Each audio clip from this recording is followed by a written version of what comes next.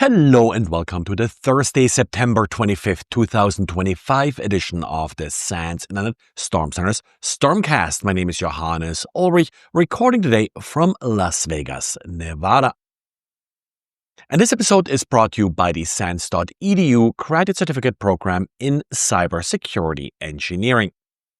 Today I wrote up a diary about some recent attacks that we have seen against Hikvision camera systems. These usually target DVRs, network-connected video recorders that various analog cameras connect to.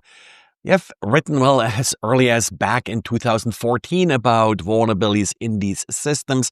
This latest rash of exploit attempts that I've seen, I would probably qualify it more as a brute force attempt. They're using the username admin and the password 11. So not even 1, 2, 3, 4, 5, 6, which tends to be the default password for many of these Hikvision systems, at least the older ones. One of the problems with these systems is that they often don't come with a full keyboard, but you basically use a mouse and an on-screen keyboard that usually defaults to a numeric keypad in order to change your password. Haven't looked at more recent devices and what changes have been made. It's usually easier to change the password via the web application, but in order to get to that point, you first have to set a password using that on-screen keyboard. Anyway, if you have a Hikvision system still around, make sure you secure and patch it properly. There's a possibility that this also attempts to exploit some older specific vulnerabilities, but at this point, I really think it's just essentially brute forcing, which also is a little bit simpler here because the username and password is just encoded in base 64 and appended to the URL. And then another blast from the past, and that's a stack-based buffer overflow in SNMP.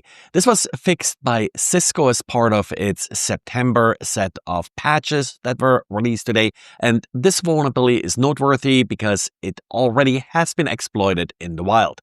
I say blast from the past because, I remember back in 2000, 2001, we had a lot of issues with SNMP because, of the a little bit difficult to part ASN.1 encoding that is used in SNMP.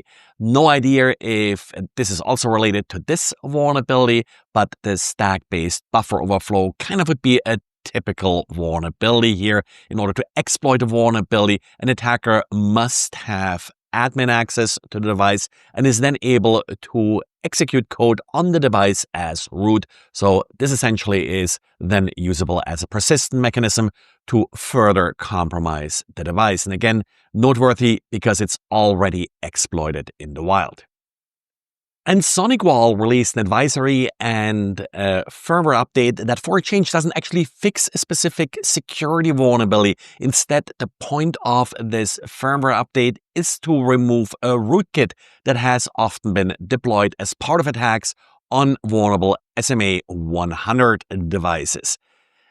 These rootkits are typically, of course, not removed by patches. Actually, patches typically don't make any changes to the system other than fixing the security vulnerability. And as pointed out before, whenever you apply a patch, you should make sure that the system is not already compromised. But this turns out to be quite tricky with this particular rootkit. So SonicWall, in order to help its users, has released this special firmware update.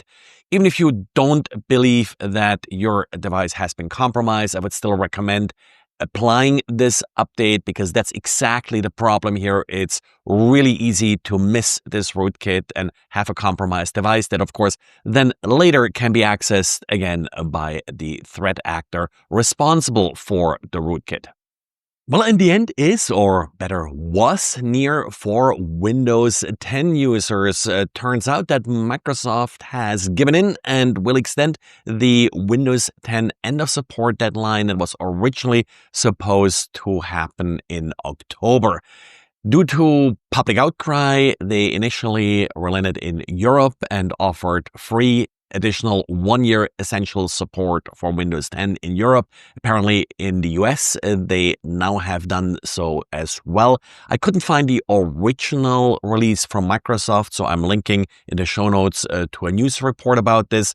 But initially, it was supposed to cost $30 to get continued, basically basic support of security updates for a year, but this will now happen for free.